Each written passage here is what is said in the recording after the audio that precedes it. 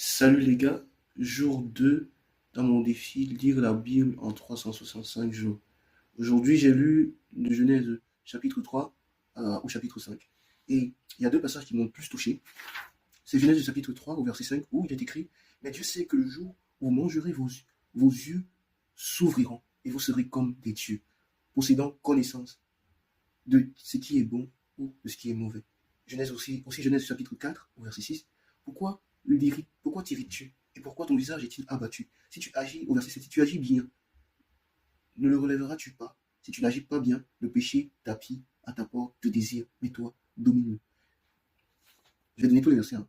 Genèse chapitre 5 au verset 3. Adam vécut 130 ans à sa ressemblance, parce qu'on parle de Dieu, à sa ressemblance, et selon son image. Il engendra un fils qu'il appela du nom de Seth. Donc en fait, quand j'ai lu chapitre 3 au chapitre 5, je me suis rendu compte que c'est la tentation que le diable nous pose devant nous tous les jours.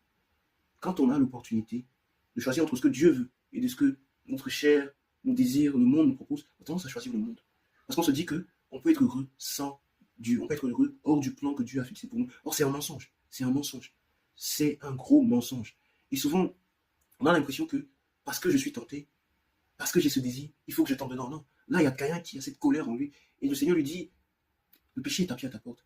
Cette émotion-là, maintenant, au moment où tu te sens mal, au moment où tu as envie de faire du mal à ton frère, fais plutôt le bien.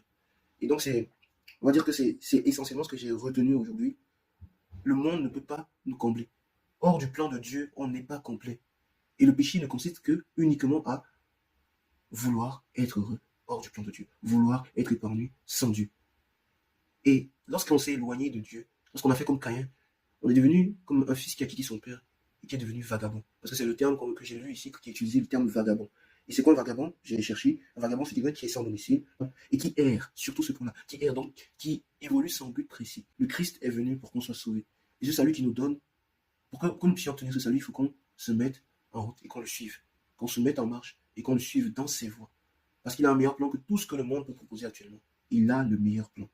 Et il veut nous faire quitter cette vie d'errance, où on est sans but précis, pour des choses éphémères.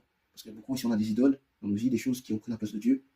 Mais il veut être le point d'ancrage de nos vies et la raison pour laquelle on avance. Et c'est là vraiment que l'homme est épanoui. C'est là vraiment que l'homme s'accomplit en Dieu. Non-nicité domine.